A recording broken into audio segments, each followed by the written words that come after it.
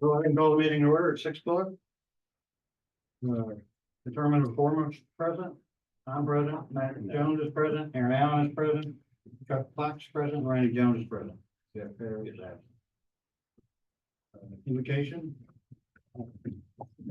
Clarence Dalrymple here tonight. Lead us in our invocation. Heavenly Father, we thank you for this opportunity to come and bring this blessing upon this council meeting. And Lord, we thank you for all the men and women that serve on the council and the wisdom that you give them. Lord, we just ask today that your holy wisdom just flows, and Lord, that they'll be yielded to you and what you want in this community. And we thank you, Lord, for their service. We just ask you now to just bless this meeting in Jesus' name. Amen. Amen. Pledge allegiance to the flag of the United States of America and to the republic for which it stands, one nation under God, indivisible, with liberty and justice for all. On the Texas flag, pledge allegiance to thee, Texas, one state, under God, indivisible.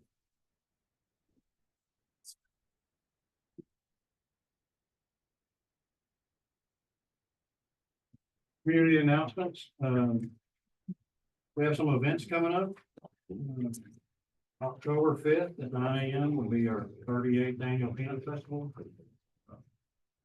Hope everyone can be here for that. October 1st will be National Night Out. That'll be throughout different communities. In Auburn. Trunk or treat and movie in the park will be October 26th at the library at 5:30 p.m. August 28th at the new community center at the library will be the business resource fair that the MDD is putting on. That starts at 4:30 and goes till 6:30. Got 2 proclamations tonight.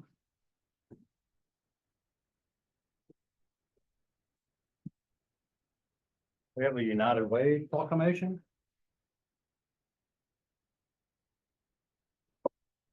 Here. Okay.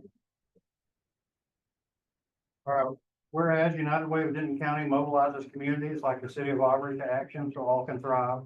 And whereas by working together with donors, supporters, and collaborators across Denton County, United Way of Denton County creates opportunities to expand education, promote economic mobility, improve health and mental health, and provide basic needs for over 53,000 county residents annually. The United Way of Denton County leads the effort with a network of nonprofits, governments, businesses, and donors to respond to our neighbors' immediate needs and seek out better solutions for larger community-wide issues. Now therefore be resolved that I, Chris Rich, Mayor of the City of Auburn, do hereby proclaim September 2024 as Live United Month, and proudly join the United Way of Denton County in calling on all residents of the City of Auburn to give to one, to impact many, as we take action to live united for a better Denton County for all of us on this 22nd day of August 2024.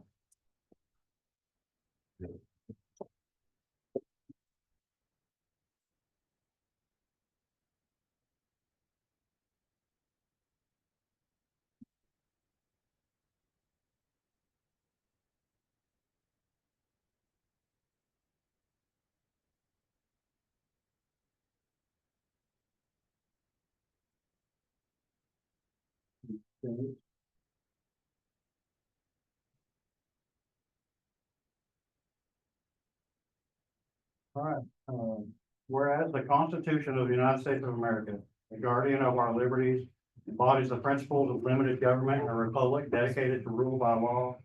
And whereas September 17th, 2024 marks the 237th anniversary of the framing of the Constitution of the United States of America by the Constitutional Convention. And whereas it is fitting and proper to accord official recognition to this magnificent document, its memorable anniversary, and to the patriotic celebrations which will commemorate it. And whereas Public Law 915 guarantees the issuing of a proclamation each year by the President of the United States of America designating September 17th through the 23rd as Constitution Week. Therefore, be it resolved that I, Chris Rich, Mayor of the City of Aubrey, do hereby proclaim the week of September 17th through the 23rd as Constitution Week, and ask our citizens to reaffirm the ideals and the framers of the Constitution had in 1787 by vigilantly protecting the freedoms guaranteed to us through the guardian of our liberties. This 22nd day of August, 2024.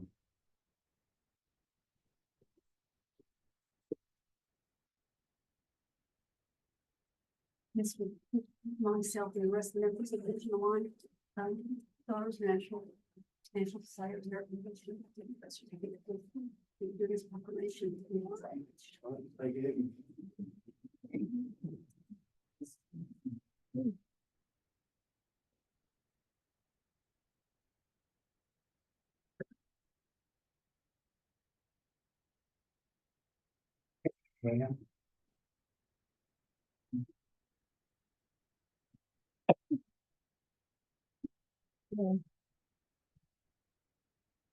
Mayor and Council, tonight I'd like to introduce Joshua McConnell. He's our new chief building official. Graduated from Burleson High School and Tarrant County College. He has over 7 years' experience as a plans examiner and inspector. He's done a lot of work in North Carolina. I'm not going to say the county and city because he told me how to pronounce it, but I've already forgot.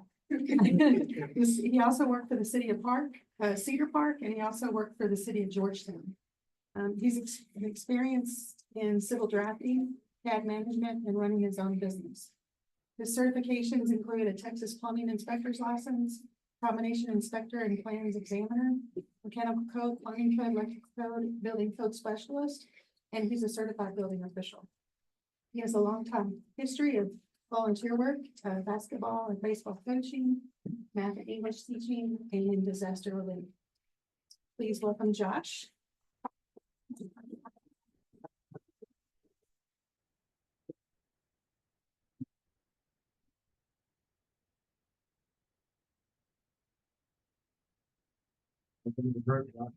Thank you.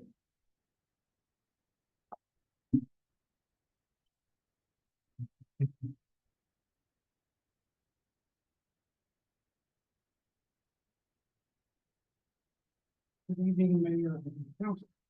I'm excited to be here tonight to promote one of our officers. I don't know if I can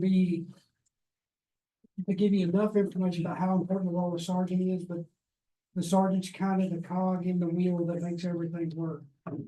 If that position is flawed or we have issues there, it can really throw the organization into a whirlwind. So in selecting Dylan for this position, we are confident that he is going to do great work for us.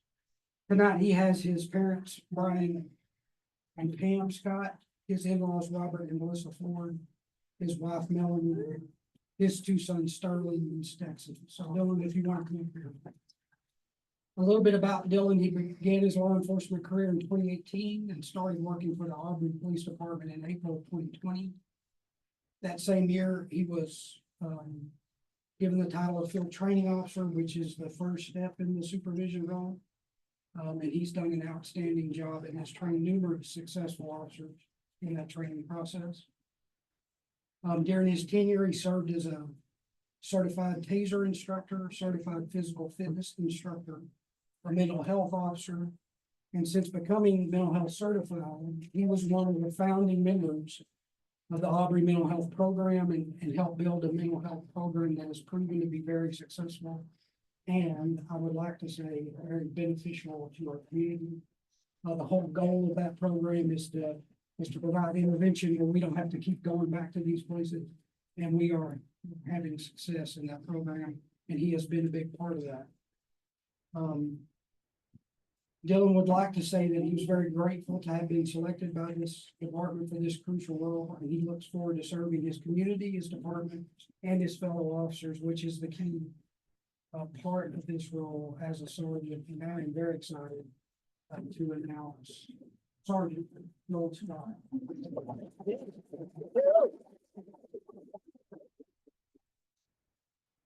And his wife Melanie, as we approve his sergeant. Hey, y'all, come on. Everybody split for the camera.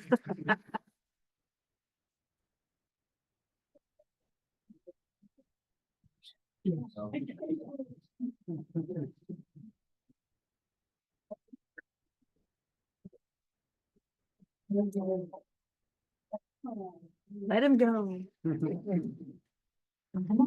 Yeah,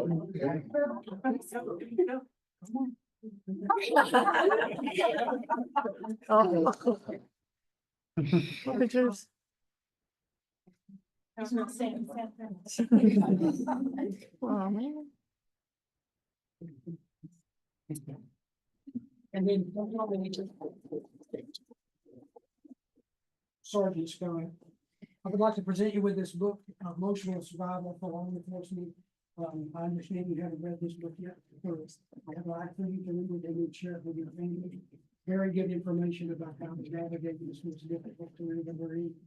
And I encourage you to continue to read and learn. The best way we can be the best that we can be is always getting new knowledge and figuring out new ways to do things. I'm big on effectiveness and efficiency, so learning makes us more effective and efficient, so please keep it. So congratulations. Thank you.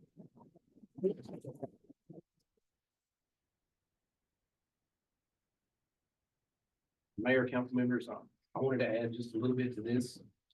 When I came here 5 years ago as the police chief for the city of Aubrey, we had 13 officers, and Sergeant Scott's one of the first officers that I hired. So it's a really proud moment to see somebody who has grown so much in the organization for me as well. So thank you.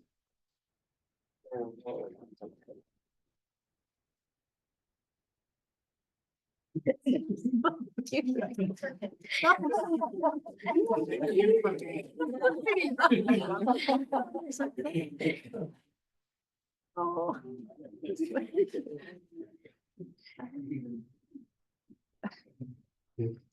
Do we have anybody sign up for citizen input? No. Would anyone like to remove anything from the consent?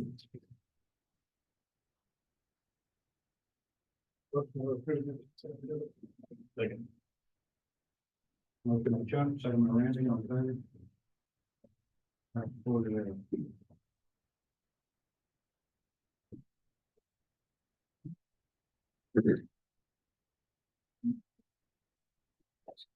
We'll take a recess into the tax increment reinvestment zone, number one, City of Auburn, Texas Board meeting. That's 6:13. Go on to determine, if quorum is present. The roll call this meeting to order at 6:13 also. Jeff Perry is still absent, everyone else is here. Consider and take, a recommendation to the city council regarding an ordinance approving the proposed amendment to the approved amended project plan and financing plan for tax increment reinvestment zone number one, City of Auburn, Texas, resulting in the decreasing of the participation rate pursuant to chapter 311 Texas Tax Code. Good evening, TERS Board. Y'all look very familiar. As the mayor said, this is the TERS 1 Jackson Ridge amendment. The rate, the participation rate is going from 45.2% to 38.75%. Abby from Unicap is here to give us an overview and address any questions. Afternoon, directors. After you see with Unicap, your TERS and PID administrator. As Mike mentioned, the last month, actually at the council meeting, we had explained as part of the PID annual service fund update that the TERS participation level for the Jackson Ridge PID no longer needed to be at the rate that it was because of the refunding of bonds that were issued back in I think it was February. Actually, they closed at end of February. So that basically resulted in reduction of the TERS obligation. So accordingly, we had amended the project and finance plan.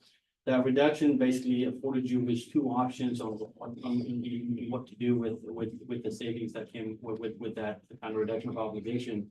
One option was to include additional TERS projects and then use the, the increments to fund additional specific TERS projects. And the second and the preferred option by council was to release basically that excess money to let it flow back to the general fund. So the city can redirect that to any project or expenditure that is needed. So in accordance with y'all's, the council's preference, we have amended the project and finance plan to reflect a reduced participation level of 38.75%, down from the 45.2% that was previously included in the third project and finance plan. That is the only change in this document, basically to reduce the participation level. Hopefully you all had a chance to look at it. If you have any questions, I'll be happy to try and answer it. Sort of that, we recommend the board to basically accept the amended project finance plan and recommend approval by council.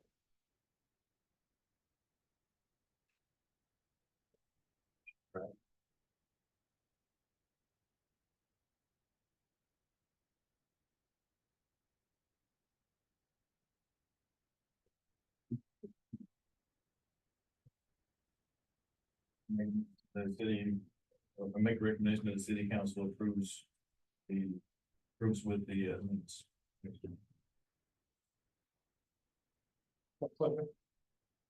second by Chuck, on third. Passes 3-0. We'll reconvene in regular session. 6:17.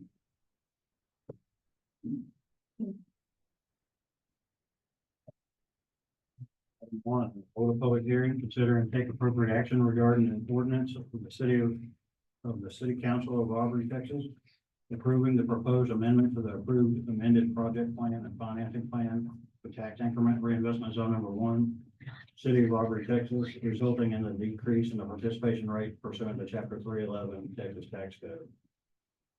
Time is 6:02.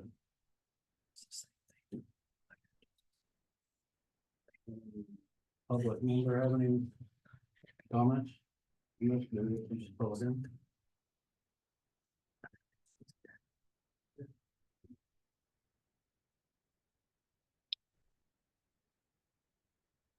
Guess we'll close the public hearing at 6:18.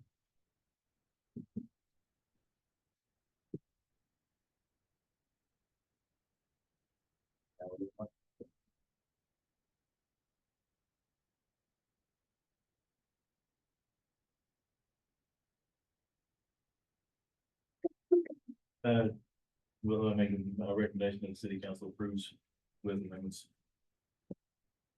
Second. Any second on Chuck, on vote. All right, passes 3-1. All right, presentation from Rodney Dryden from Hub International regarding the city's health insurance plan. Consideration and action for making a plan.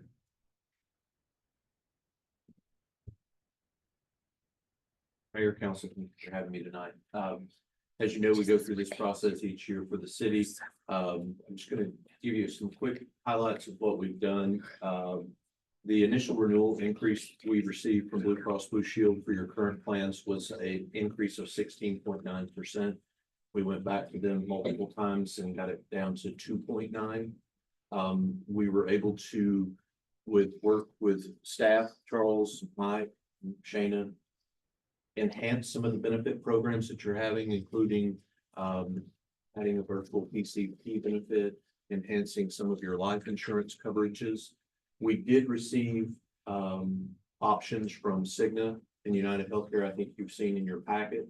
One of our greatest concerns about moving to Cigna is the renewal timing of it and renewals that we've been seeing historically from Cigna on first year renewals. So we had some concern about that. Additionally, with the city continuing to grow, we have concerns about discounts on network. Blue Cross Blue Shield's contractual discounts are stronger than Cigna's in the Dallas-Fort Worth area, which helps control claim costs. So that's something we're certainly mindful of. We've been with Blue Cross as of October 1, 2024. We'll complete 2 years with Blue Cross Blue Shield. Through the process, in my view, Blue Cross has been very fair with the city on its re-rates. Even though our claims have far exceeded what they have taken in premium over the last 2 years, we're averaging just about 3.5% on a 2-year run with Blue Cross Blue Shield. Staff is recommending keeping the current plans that we have. We are going to eliminate one of our plans that we have almost no enrollment in. I think we have one. We're going to discontinue that plan. We are going to enhance our life insurance coverage. We are also moving our life and disability from standard to Blue Cross Blue Shield. Part of the reason we were able to enhance some of our life coverages, we were reducing cost on that coverage. So our net cost on a per employee per year went up about $41 an employee, all in with all benefits, including an adjustment to the HSA contribution, adding a tier to that contribution level. So the employees of the city of Aubrey have a tremendous benefit package. I'd like to thank Charles and staff. They've worked really hard to adjust the benefits that the city provides its employees, and you have a remarkable package. So I'm glad to take any questions. Charles, if I missed anything, please do. Thank you. That's only a minor detail. For employees that are covering dependents at some level, they will see no change in their payroll deduction. So in this day and age, that's a huge thing not to see whatever COLA you get be eaten up by a healthcare increase. So thank you for reminding me of that. That's a huge, huge benefit. So very pleased with the staff and their cooperation. Shana's been great. And of course, Charles and Mike are great to work with. And separate note, thank you for extending our contract at your last meeting. Glad to cover any questions. If you'd like to go into detail on anything, I'm happy to do that. So if you look at the financial summary piece, the increase of the $4,500, that includes the increase in the HSA contributions and includes the increase of the life insurance. That is inclusive of all benefits, all new projected benefits for the coming year. Thank you. You're welcome.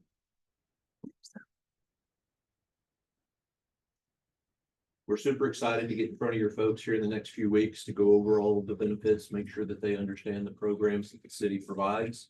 And myself and my team will be available to take questions during that time.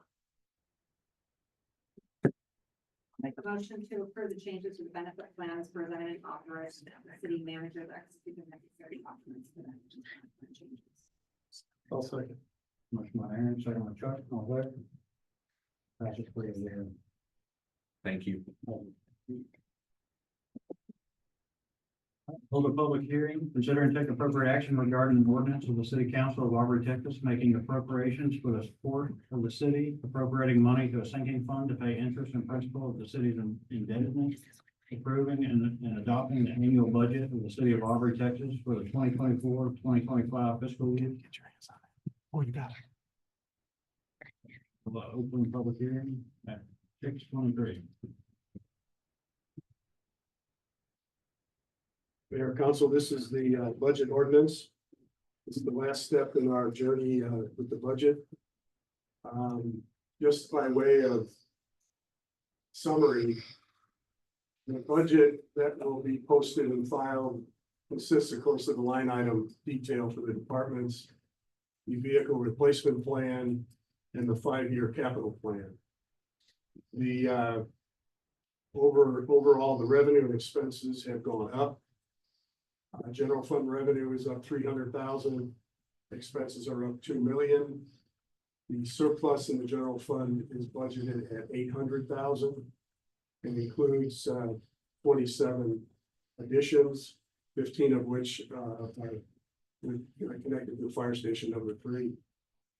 The enterprise fund revenue is up 3.2 million, and the expenses up 2.3 million, surplus of 1.3.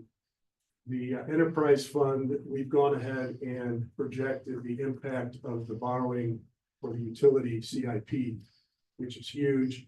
So that the enterprise fund has both the income from the interest income from the proceeds and the cost of the debt service. So that's why the numbers look a little bigger than they did last year. The major capital projects, of course, we have 2 fire stations underway. And then the big CIP for the utility, the wastewater treatment plant being the largest.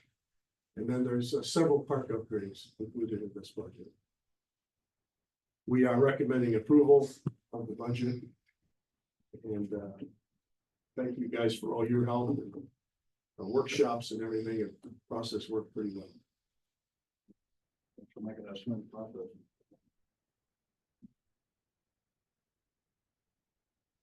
Put on the budget.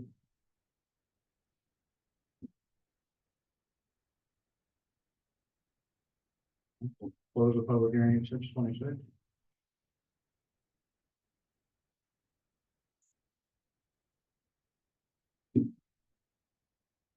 Mayor. The motion to approve the budget will need to include the exclusion of the MDD budget. You'll be considering that after executive session.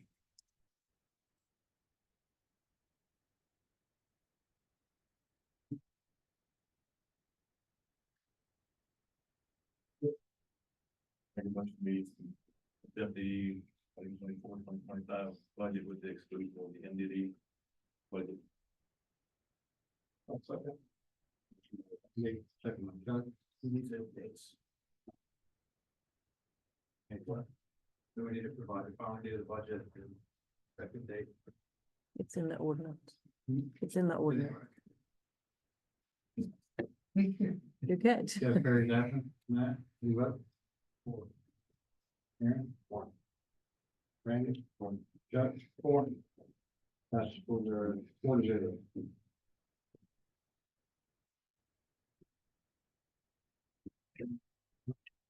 For the public hearing, consider and take appropriate action regarding the ordinance of the city council of the city of Aubrey levying taxes and fixing and adopting the tax rate on all taxable property for the year 2024 at the rate of 0.464000 per $100. Assessed value on all taxable properties within the corporate limits of the city of Aubrey, Texas. Well, open the public hearing at 6:27.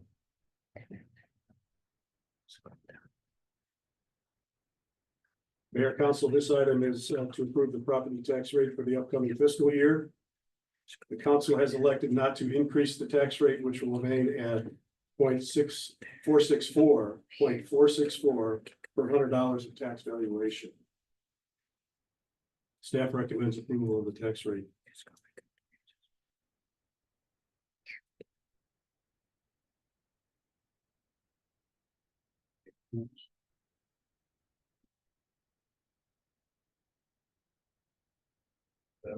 Close the public hearing at 6:28.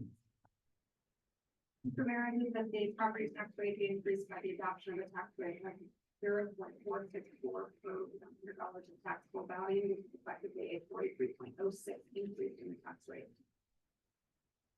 Please add and approving the ordinance. And for the ordinance. I'll second. By Aaron, second by Chuck. Jeff Perry's absent. Matt, there you go. Four. Aaron? Four. Randy? Four. Chuck?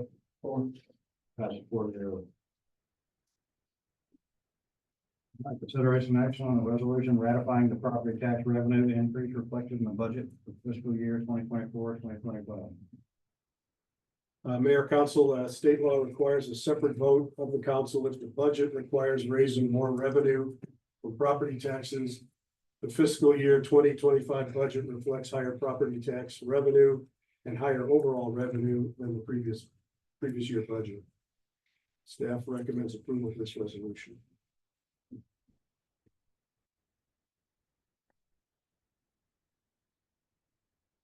I'll make a motion approving the resolution ratifying the property tax revenue increase reflected in the budget for fiscal year 2024-2025.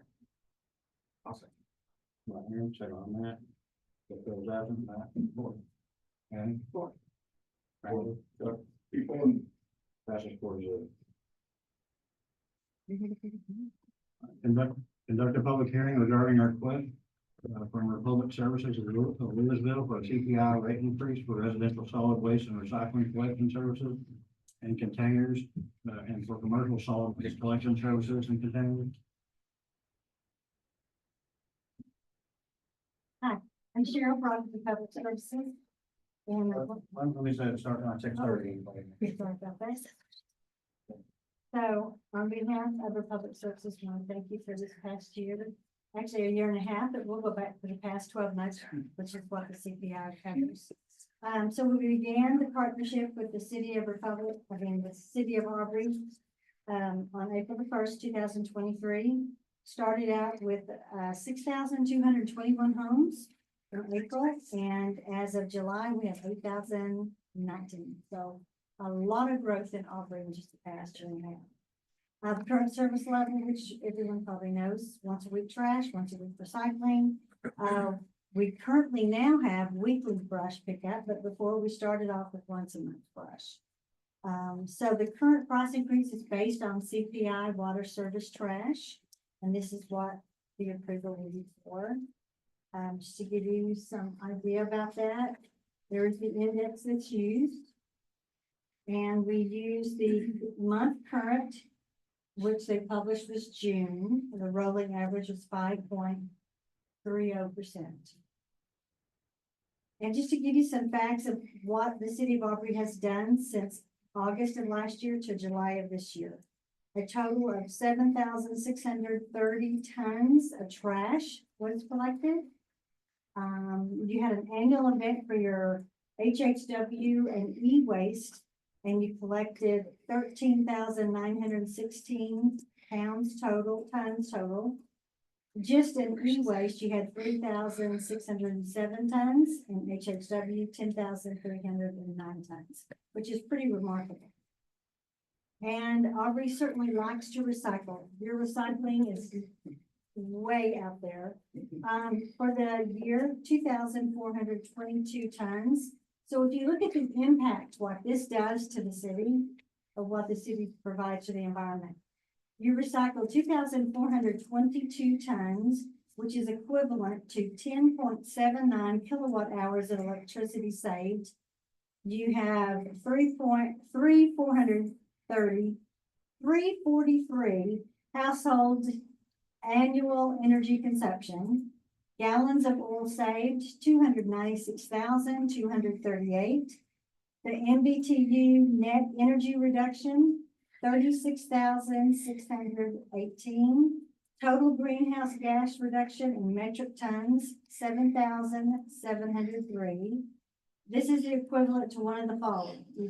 You have 874,350 gallons of gasoline saved, 1,411 passenger cars not driven for a year. Gallons of water saved in the millions, 16.95, and landfill airspace saved, cubic yards, 8,477, which is amazing.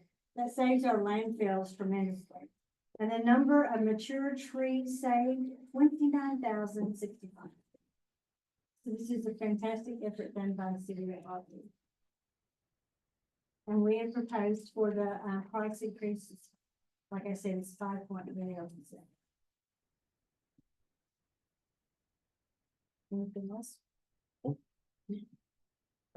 They may have questions for you. Okay, I good. do have a question. Do you have any information on the service complaints? I mean, I just know in our neighborhood, it feels like we have missed routes literally every week that people are having to call on.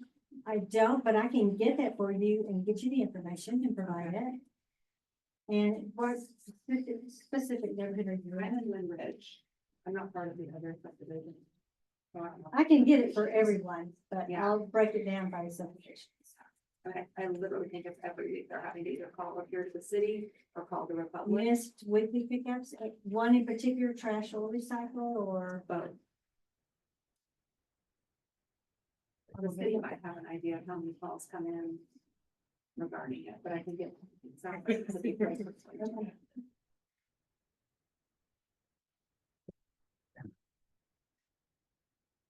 I jumped in June.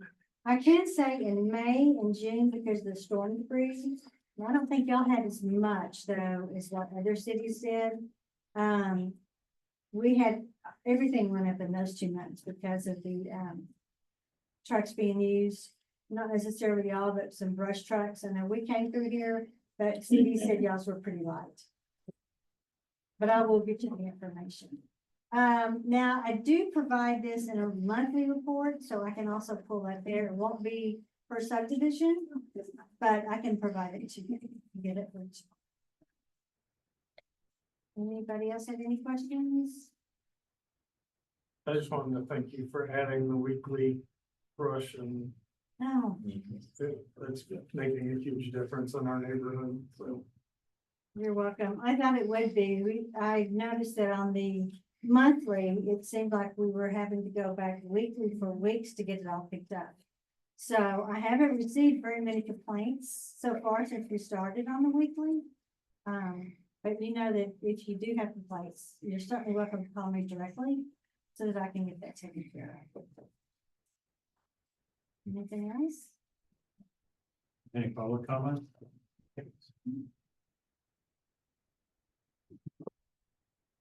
We'll close the public hearing at 6:35. Thank you. Item 7, consider and take appropriate action regarding ordinance number 869-24, amending ordinance number 781-24, approving an exclusive agreement for solid waste and recycling services between the city and Republic Services of Williamsburg. Mayor and council, in your packet, you should have the new amended agreement. The only changes that were made were the rates and also going from the monthly to the weekly. And staff recommends approval.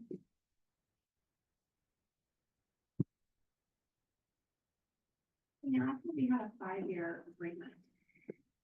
Did that not include the CPI at a certain point in the agreement? It did, and August of 24 is the first year that they're eligible. This was a assignment, so before Republic took it over, we had already been into 1.5 to 2 year of the contract.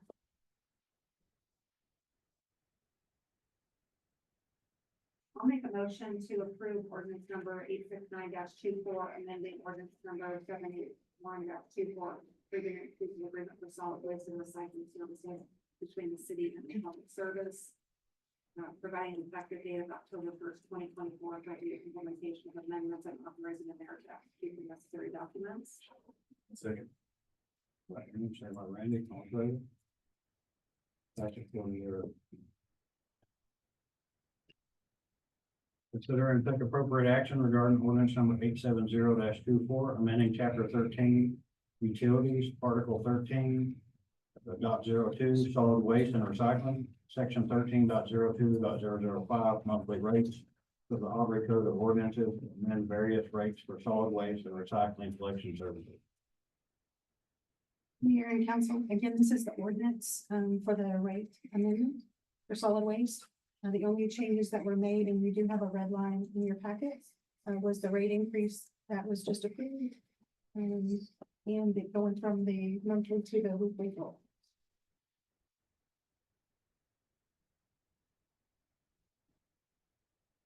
I'll make a motion to approve ordinance number 870-24, amending chapter 13, utilities, article 3.02, solid waste and recycling section, which was 5 monthly rates.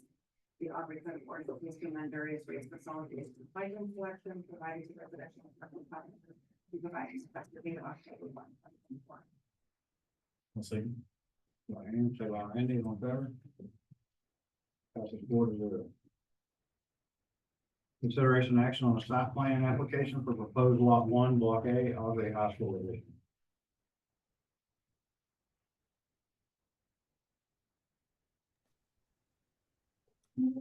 Council, Tony Beadle, our planner, is virtual tonight, and she had an accident and has a broken foot and could not be here tonight. Let's make sure the audio is working, and if not, I will help out. Good evening, Mayor and Council. Can you all hear me? Yeah. All right, thank you. So if we could pop up the first slide regarding the Aubrey High School site plan. Back in January, you all approved a site plan for the high school, and since that time, they've added a few parcels. Those are identified in the slide above you in the yellow dashed line, little parcel to the east to accommodate their practice field, and a couple that are on the west. The main reason for this site plan amendment was to add those items as well as accommodate the indoor practice facility. And this is a copy of the site plan, and the elements that were added have been highlighted, as well as the indoor practice facility. And it's important to note that the site plan has been reviewed. Planning and zoning had a couple of good questions, and one had to do with parking, and they have met the parking and exceeded the parking requirements for this use. The application does include a couple of variances that are allowed through the zoning ordinances, and the council is the body that has the ability to grant these variances. We have two that are, one is for rooftop mechanical units, and the other one is for air rotation units and the screening for these elements. The slide that you see is a little bit different than what is in your packet. The only difference is I have made little red dash circles in the areas, the locations of what would be seen from the adjacent roadways. So you can see it's very, some would say very insignificant as to what would really be seen.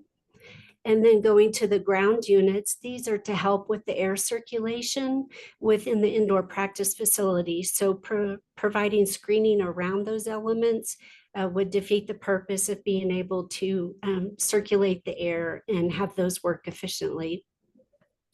The Planning and Zoning Commission reviewed this item at their August 8th meeting and unanimously recommended approval of this item. And we have conditions listed here, these three conditions regarding the screening equipment to be approved through City Council approval of the variance rather than Board of Adjustment. We have some annexation and zoning items to take care of with the addition of the 3 different parcels that were added, and to update the lighting and photometric plan for the city standards. We have reviewed some plans and just need a little bit more verification that at the property line, they do not exceed the photometric allowances. The applicant is here this evening if you should have any questions, as well as your city engineers are on this Zoom meeting as well. And you have the ability to approve the site plan, approve it with conditions, or deny the site plan. And I'm available if you should have any questions, and so are the applicants and city engineers.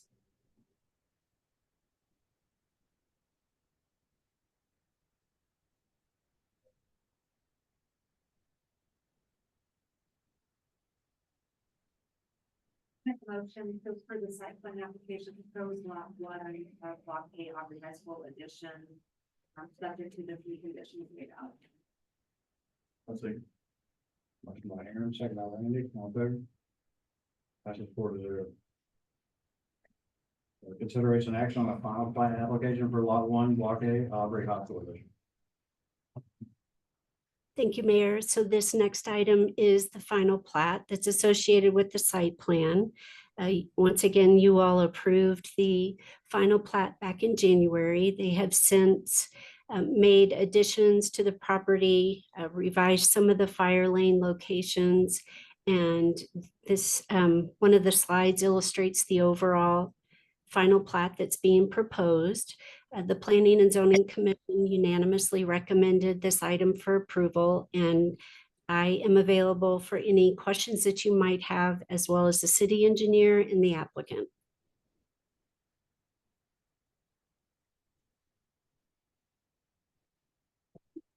I'd like to make a recommendation or I'm going to approve the action on the application for lot 1, block A, Aubrey High School Edition. Motion by Randy, second by Chuck, all in favor? Motion passed 4-0. Consideration and action on a preliminary plat application for lots 1 through 13, block A, High Point Commercial. Okay, so this next item is for the High Point Commercial Preliminary Plat. It consists of 13 lots. The first slide in this particular case illustrates the High Point development for a location reference. It's at the immediate northeast corner of 377 and Spring Hill Road. And the next slide is a little bit more of a zoom in so you can see the aerial location of the subject property. The next slide is an image of the proposed preliminary plat, identifying the overall boundary as well as the ingress egress points for the subject property. The applicant has submitted, it says 12 commercial lots, but it is 13. The property has floodplain and they have been, the overall developer's been working on floodplain studies, and the site I already mentioned is being served by 428 and 377. And then on the east side, there is a commercial collector. The ingress egress points have been coordinated with TxDOT, and we are waiting for completed information from those entities. And, you know, a lot of times commissions and council ask what type of users are going to be on these properties, even though it's not part of the application. But we do anticipate restaurant and a number of service type users. I had mentioned earlier the collector road along the eastern side, and there are a number of items associated with this particular collector, and who is going to be dedicating the right of way, who's going to be constructing it, at what time it's going to be constructed, and your Development Services Public Works Director Leanne Wilson, I believe, provided you with an updated report today that included a engineer summary of findings of how all of the different elements between Phase 1A, the city's municipal park, this High Point commercial property, how everything is to work, and the dependence upon that collector being completed. So I did just mention about the requirements. The collector does have to be installed by the time of the issuance of the 400th residential permit, and it's anticipated that that might occur sometime late of summer of 2025. I also mentioned the municipal park is dependent upon the access of the collector, and the subdivision ordinance requires adjacent roadways be completed to serve lots that they are adjacent to. It's important to note that the commercial collector construction cost is reimbursable through the TERS, and the city is not required to build it. And there are a number of options to ensure completion of the roadway, and one of those would be an amended assignment letter with High Point Corner LLC to submit, and City Council approve that agreement that would or assignment that would outline construction responsibilities and timing for the project. Here's another going back to the proposed preliminary plat, so you all can see the illustration of where that eastern collector road is associated with this particular property.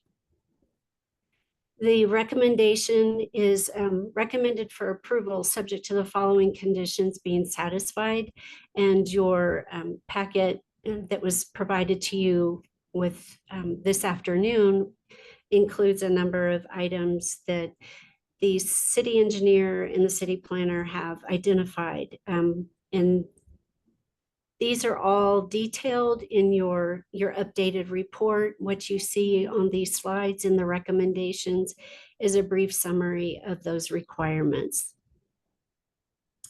And there are 6 of them.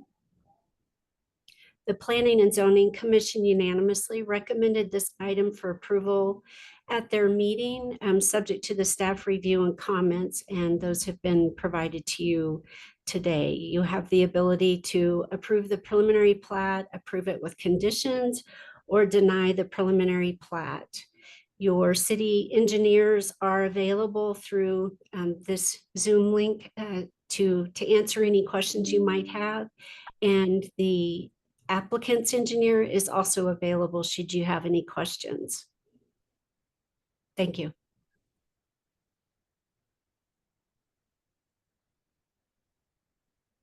They just give you the wrong handout. The council will get you the correct one, but all 6 of the conditions are in the presentation on the screen. Melanie, would you mind going over all 6 of them since we did not give them the updated list of all 6 conditions? Certainly. So the first one has to do with the preliminary plat not meeting adequate service to support the development. If the roadways are not constructed, the large anchor lot cannot be developed, or, you know, we should not be issuing permits on a lot without the infrastructure located next to it. And there are requirements for the preliminary plat approval, and those are noted in the report.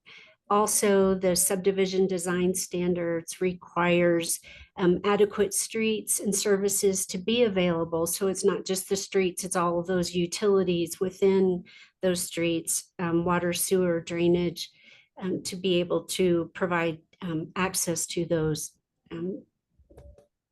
particular lots. Once again, it's also captured in perimeter and approach streets through the subdivision ordinance and requirement for dedication and construction of those. I also mentioned the city engineer's report. It was dated August 20th, is included in your information, as well as the city planner's memorandum review dated today.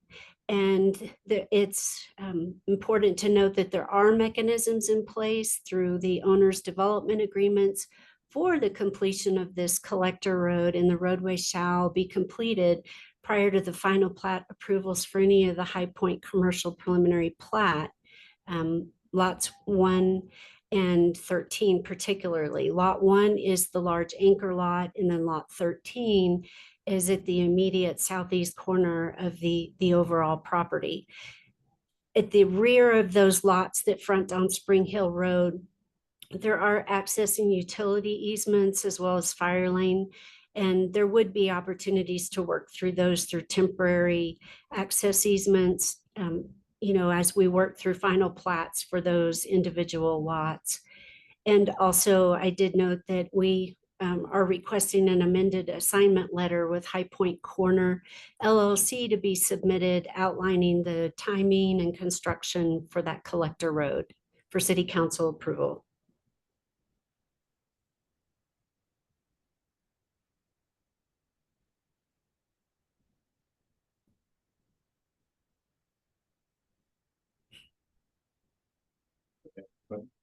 Melanie, do we have does this plat leave enough room for the eventual widening of Spring Hill 428 through there?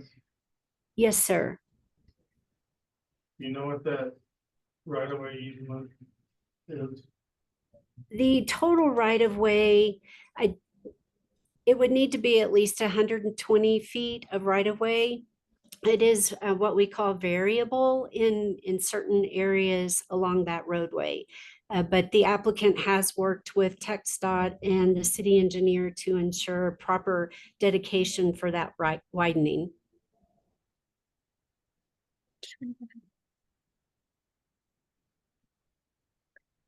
The 120 foot is the overall right of way. It's just variable throughout the development.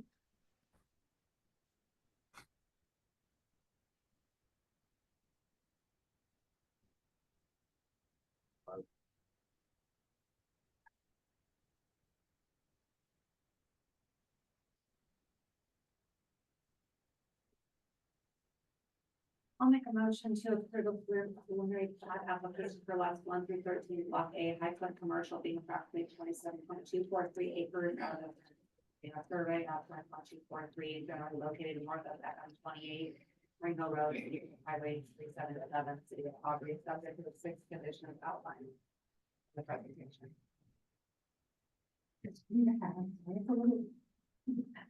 I'll second. Meyer, second Randy, all in favor? For the.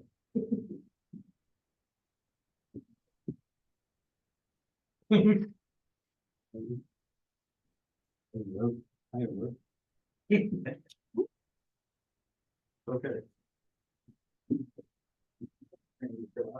Conduct the first public hearing in accordance with Texas local government code section 43.063 and other applicable laws, consider testimony and provide members of the public an opportunity to be heard on the proposed annexations of a portion of FM 2931 beginning at the intersection of FM 2931 and Frontier Parkway, continuing north to the intersection of FM 2931 and Spring Hill Road, and any additional adding on right of way.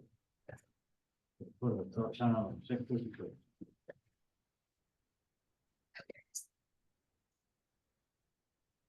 Mayor, this next item is the public hearing for the FM 2931 annexation.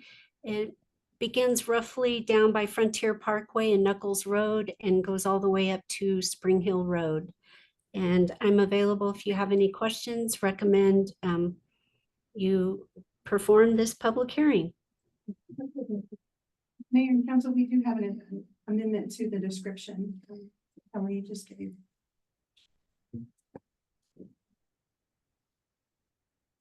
Mayor, council, the actual description on this would start at FM 2931 and Spring Hill and go south to Frontier Parkway. That's the way it's posted in the paper. With the map does not depict that here tonight, but we'll have that map for you at the next council meeting on the 28th. Please don't forget you have a special meeting to consider another public hearing on this annexation. So again, it is posted correctly in the newspaper and on the agenda that we go from 2931 in Spring Hill south to Frontier Parkway. Just the right of way. Public comment.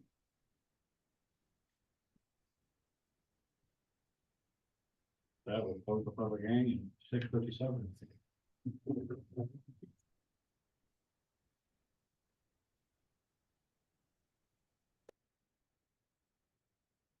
Okay, in discussion on the final plan of finance of joint project costs for FY 24-25 and utility capital improvement project.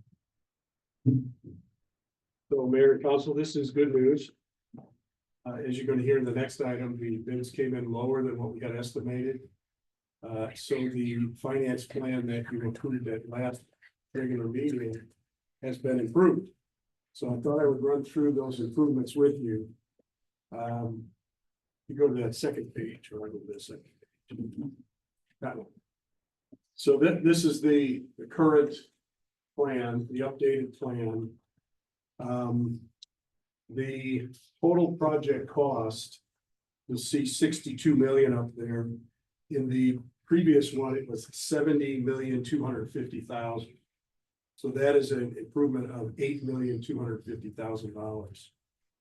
The amortization period and the interest rate, we've kept the same in this update.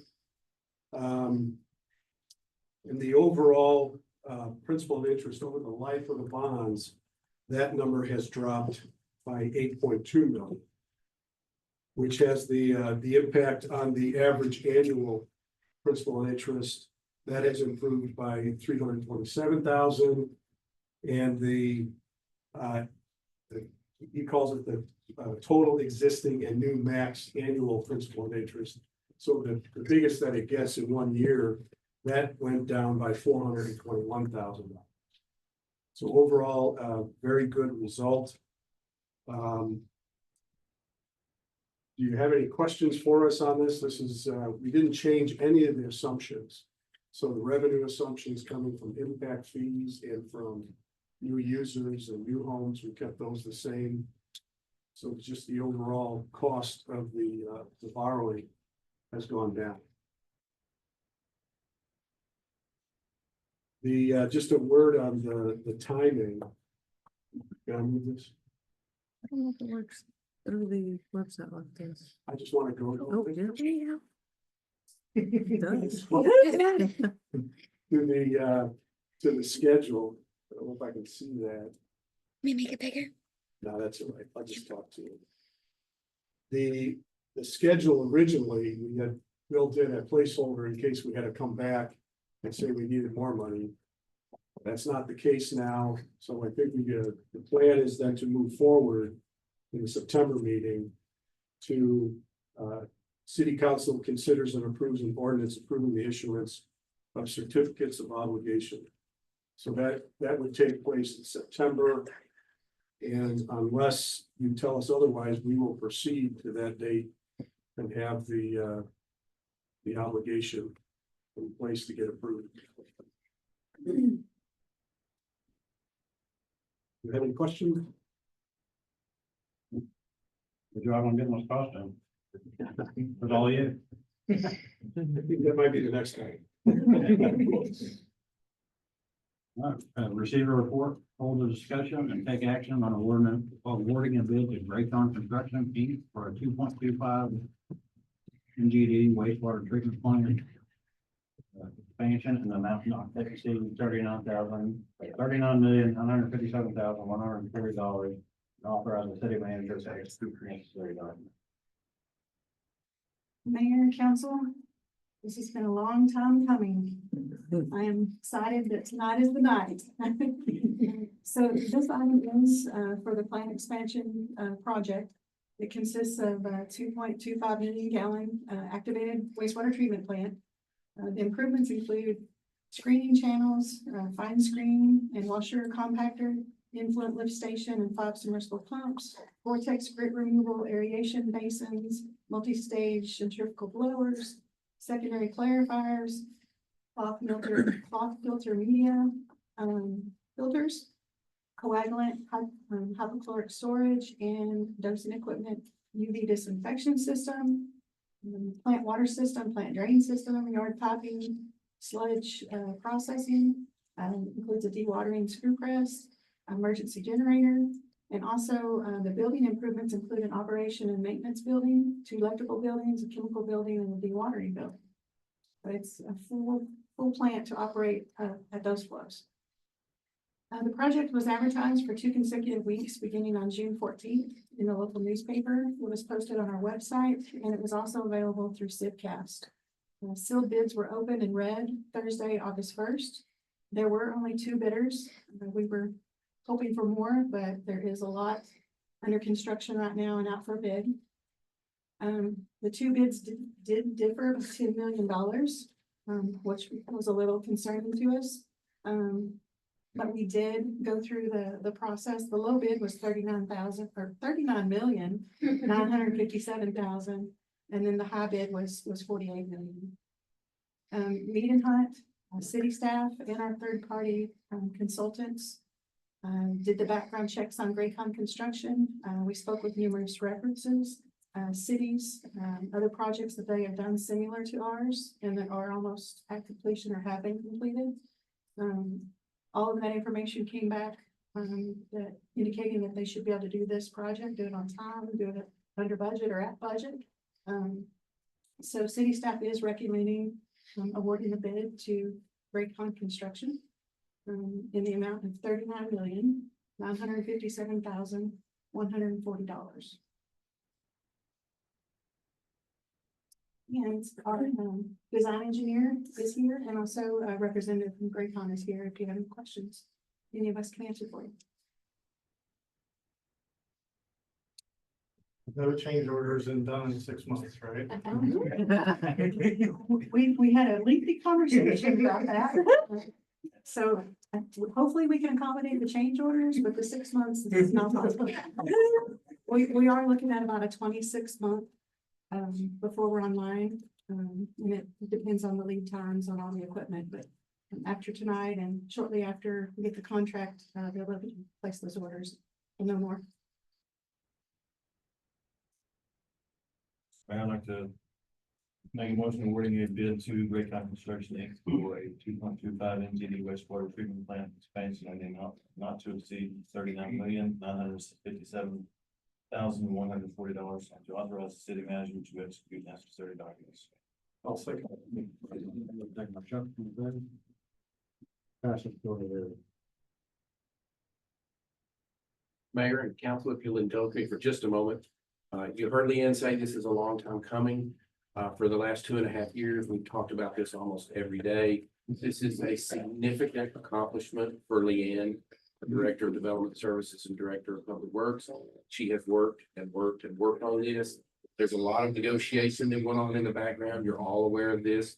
A lot of things went on, and this is a great accomplishment for her and the state of Public Works. It's not just Leanne. She has a great staff as well. They put a lot of time and effort into this. And I'm really proud of what they did, and I really thank them for the hard work. So fantastic. We're all excited.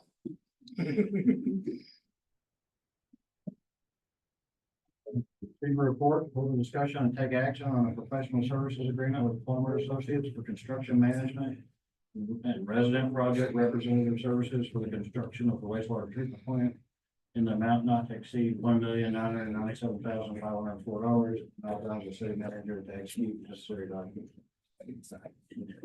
Mayor and council. So this item, is for the, wastewater plant professional engineering services, for construction management and the inspection work, for the construction of the wastewater plant. The Plummer Associates, they'll provide, the construction manager for the overall oversight of performance issues. The manager will be responsible for day-to-day construction observations, schedule review, and coordinating quality assurance testing of the contractor and the construction activities. And they will be primarily responsible for keeping Joe Hernandez, which will be the city project manager, informed and up to date on the construction progress. A resident project representative will also be provided, will work directly in the construction manager to observe and document performance in accordance with the contract documents. Additionally, comments and advice will be provided to the city on the contractor's performance with regard to industry standard practices. So these two full-time positions will cover the civil, mechanical, electrical, instrumentation, control disciplines. They'll be here as full-time employees during the construction of the project. They will be using Procore. It's a software for inspections. It'll be able to keep all the records. We'll be able to have that retention and be able to transfer that over so that Jenny can keep all that for us. Communication will include minimum weekly construction progress meetings. Agendas will be provided for the meetings and notes will be posted. The full detailed list of responsibilities and management of those elements is included in your packet in your contract. Again, this project will take approximately 26 months and estimating 9,050 work hours for the construction management. And staff recommends approval of the professional services agreement with Plummer Associates. We do have a representative here tonight if you have any questions for them. I think more for you. Do we have any type of guarantees, like if this is being built right, if they're overseeing it, or if they have any kind of bonds or insurance that impact this? Absolutely.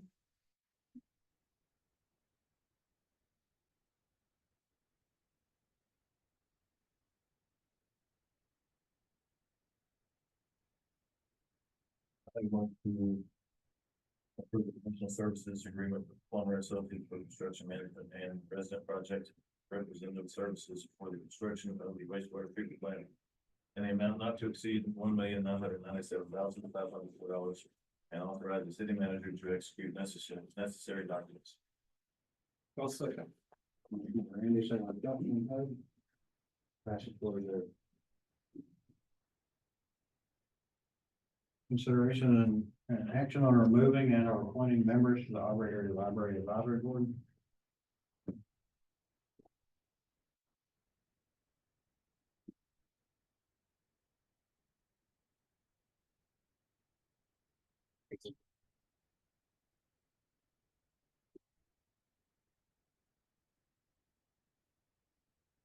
Evening, Mayor and Council.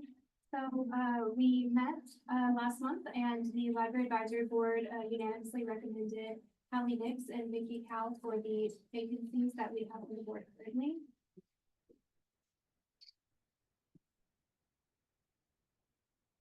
I'll make a motion to appoint Hallie Nix and Vicky Cal to the Library Board. That's my answer on that. That's supported there.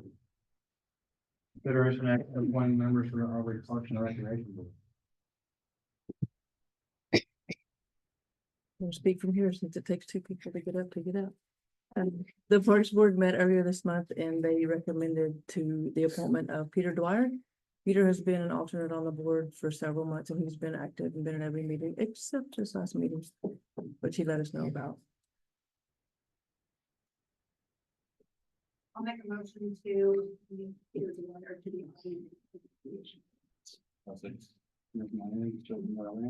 Okay. Project coordinator. Councilman.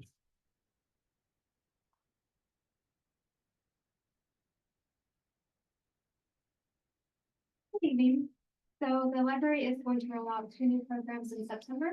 The first is an instructional meditation hour, which will begin September 3rd. It'll be every Tuesday at 5:30 for ages 16 and up. We will also be starting a bilingual story time every Wednesday at 10:30 for ages 2 and under. And then we are starting our 3rd annual Back to Hogwarts readathon event for all ages, and everyone who would like to participate can pick up their Hogwarts letter with the rules starting next week. We will also be hosting a Saturday Harry Potter themed programming.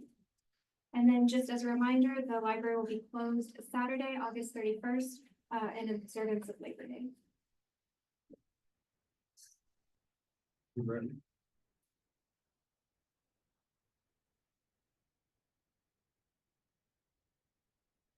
Good evening, Mayor, members of council. Our 2 updates, you saw the medic, our new ambulance that arrived earlier this evening. That will replace the frontline in-service ambulance at the Naval Fire Station.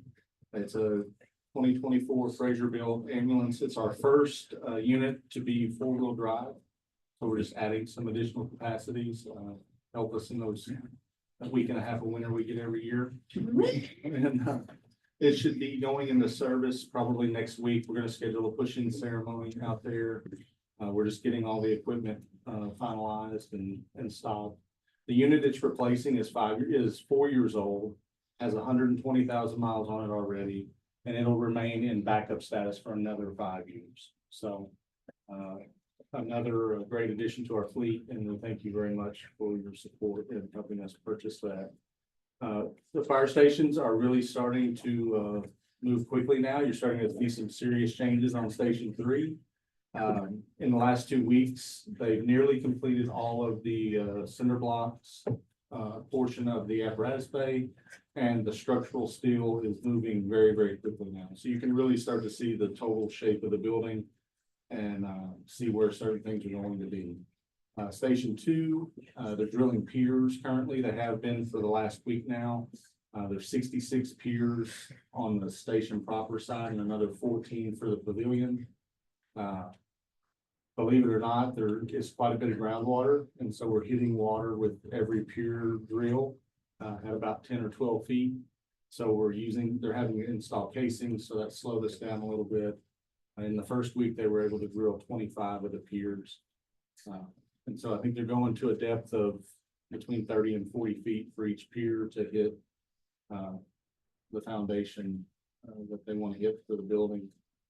So it's moving along quickly. We've had a few setbacks. I think we had a contractor hit a gas line this week. There was no immediate hazard. Crew responded quickly and got it mitigated pretty quickly.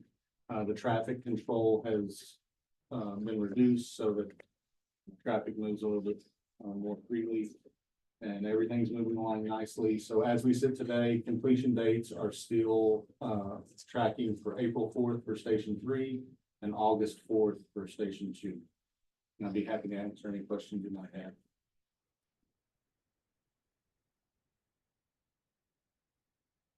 Okay.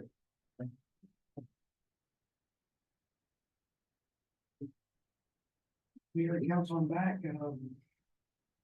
Went to the council chamber today and had a meeting to finalize projected schedule. And hopefully we're gonna be able to have everything online to have a pre-meeting before the council meeting on the 26th. To get that date mixed up. It becomes important.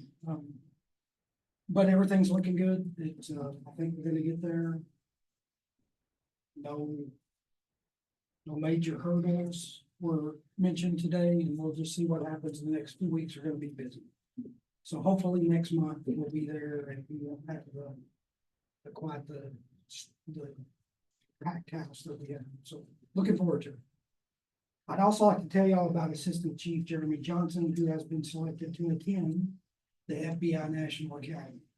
To give you some perspective, the Dallas office of the FBI runs from El Paso to almost Oklahoma City, almost Waco, it's huge area. And only 24 officers are selected to attend the FBI National Academy each year. So it's a huge honor to be selected to attend that. I'm very excited about the first robbery.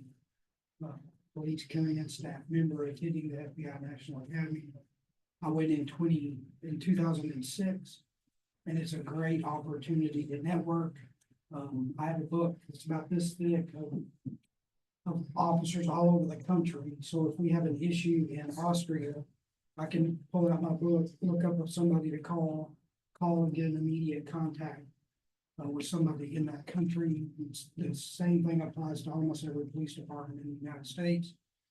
But it's a great 11-week training program. And then a great opportunity to network. So I'm very excited about his appointment, and he will leave in September and will return sometime in December. That's a long time to be away from an organization, but we're going to take the hit for him and do his job for him because it's such an important role. So I'm very excited about that. So I'm going back next time we see him. Well done, Chief Johnson. Thank you. Mayor and council, back to the new council chamber and community center for just a moment. I sent you an email asking you to save the date for September 17th for a dedication ribbon cutting reception.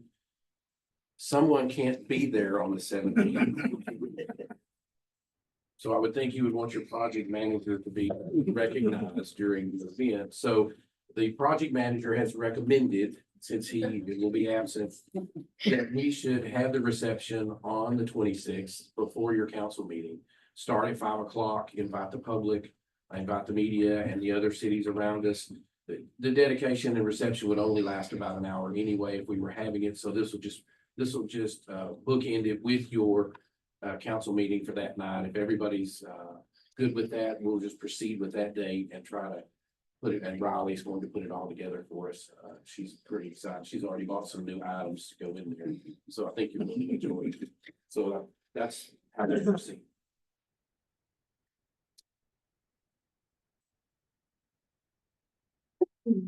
Mayor and council, wish I had better news for you, but I don't. So the Rock Hill well, is not gonna be able to be repaired. We're gonna have to drill a new one. Luckily, we do have a project already in our 2021 phase 2 offsite capital improvement plan, for a well.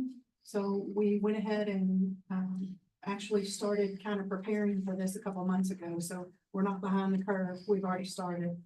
There's a process we have to go through with TCQ. We'll relocate it on the same site. We have to be within 50 feet. So we're in the process of getting that permitted, getting permission to do that.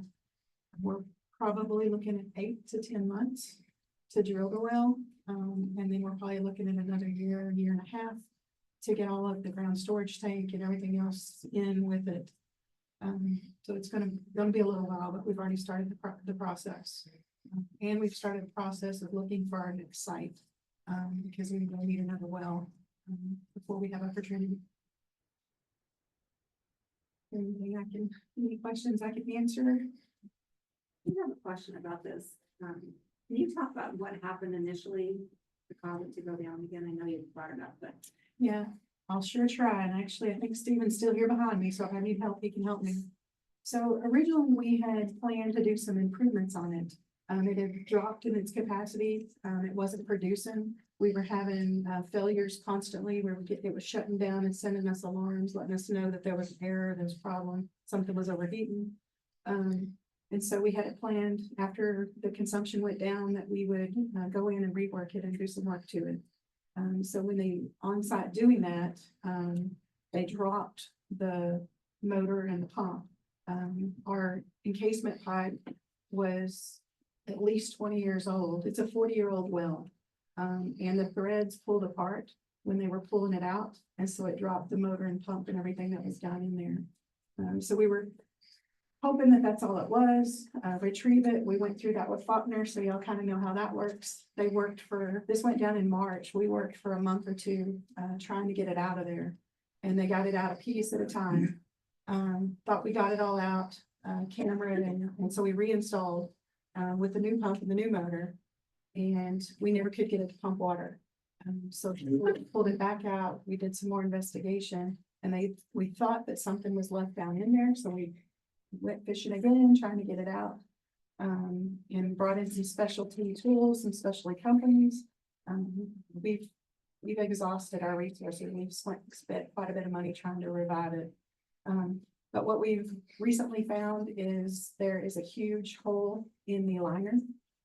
There is some possibilities of going in and relining and trying to fix it, but it's slim to none that we won't run into another problem. It being 40 years old, everybody that we've consulted with said, cut your losses and get it back. When you say they dropped it, about us, It was our contractor that was pulling the well. Okay. So the equipment that the crane and all that's pulling it out, since the threads broke, it all fell to the bottom. So your crane's still there, but the pump and motor and everything just hit bottom, probably fell over 1,200 feet. and there's no liability on the third party. Not that I'm aware of, since it wasn't anything of theirs. It was faulty, or it was old and damaged equipment. And it wasn't like their truck broke or anything like that. Updates on, Veterans Park. I don't have a good update, but Kurt did meet with the contractor today, and he's anxious to get started and knows our deadlines, and he is gonna get some work done before Peanut Festival. I don't know if it'll be all the work or what it'll be, but I will get Kurt to give me an update and send that out to you. Last thing on that. Well, I was salvaging new equipment that was on that old well, and we're able to reuse that or no? No. And it's kind of a process, so once they get the well drilled, we'll know what kind of capacity or yield we can get out of it. And then based on that, they have to size things accordingly. So we do have, possibly some equipment here on hand. I don't know if you remember, but at Faulkner, we ended up with a, pump on the shelf out of all of that ordeal. So if it is the right size and we can use it, then we'll utilize it. So the plan is to find another well site and begin that process as well during this. Yes, so, this well just replaces what we already had. Right. In our master plan, we need at least one more well before 28, when we're anticipating a connection with Upper Trinity. We're still working with Upper Trinity to verify when and how much we can get. So we still may need another well. And right now we're looking at Turbetti Park, since we own that property. The hydrologist has recommended that we try to get as far away from our current wells as we can. So we're looking at that spot. You haven't asked me the price. You probably didn't want to know. But, when we're finished with Rock Hill, which it will be upgraded more than what it was because we're adding a ground storage tank. We need capacity, with all of these wells. The more capacity we have, the more we can produce and handle those peak demands. So we're probably looking at a total of about 5 million for this well site. And that is included in the bond, that we just talked about and you've approved. It was part of phase 2 of our offsites.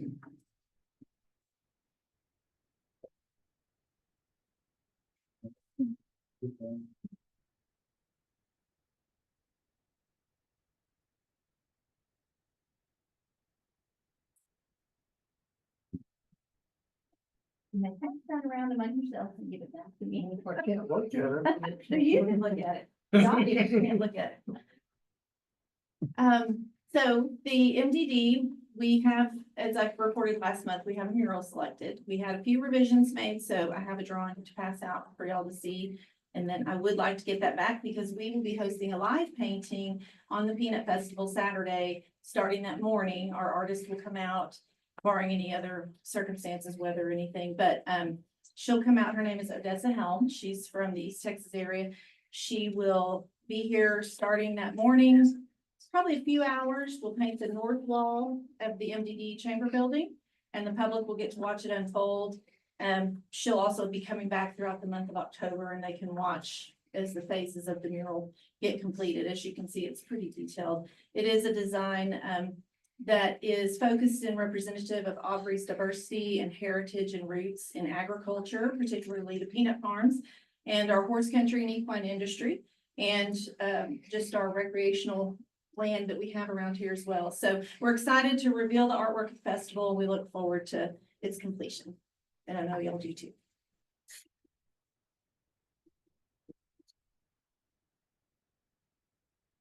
And, be very good.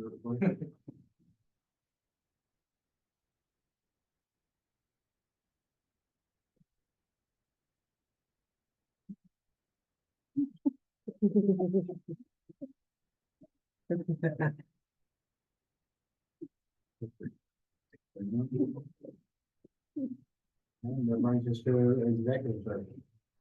According to Texas Government Code, section 551001, the city council will recess into executive session to discuss the following. 551071, 1 and 2, consultation with attorney. Section 551072, real property. Section 551087, economic development negotiations. And section 551074, personnel matters, for the items listed on the agenda.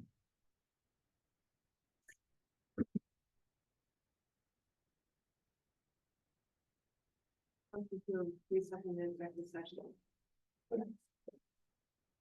By Aaron, second by. One of the numbers will go with Max. Okay. Pass 4-0. At 7:27.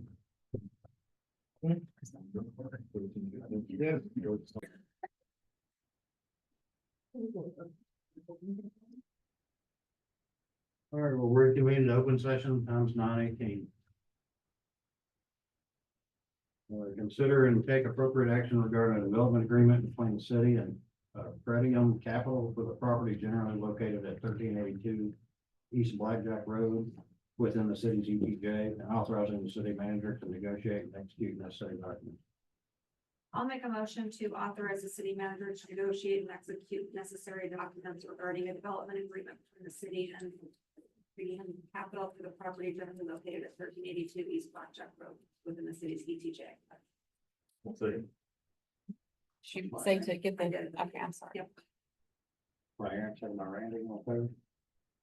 That's recorded. Consideration and action on a resolution granting petition requesting annexation into the extraterritorial jurisdiction and corporate limits of the city of Aubrey by Pretium Capital LLC, owner of approximately 20 acres of land located at 1382 East Blackjack Road out of the Francisco Trevino survey, abstract number 1243, Denton County, Texas, setting a public hearing for the annexation, authorizing and directing the city secretary to have notices of such public hearing be provided as prescribed by law.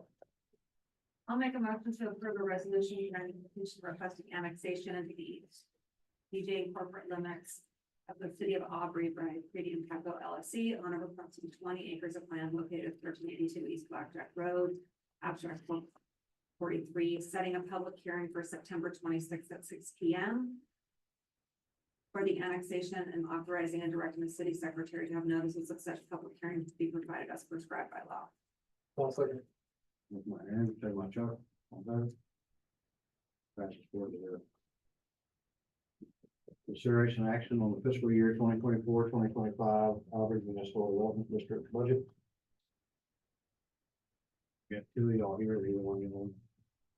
Anybody got money?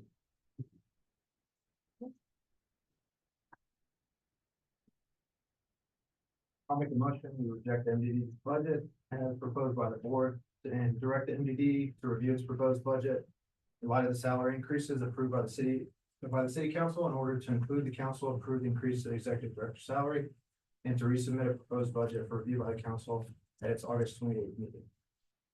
Second. On that, second by Aaron, all fair. Motion to adjourn.